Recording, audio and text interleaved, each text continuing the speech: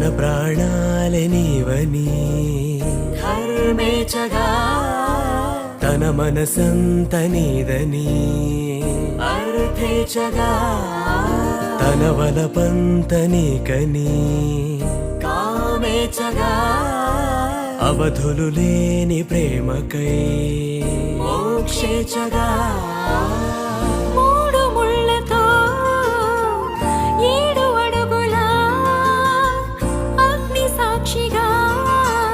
ఇద్దరు ఒకటిగా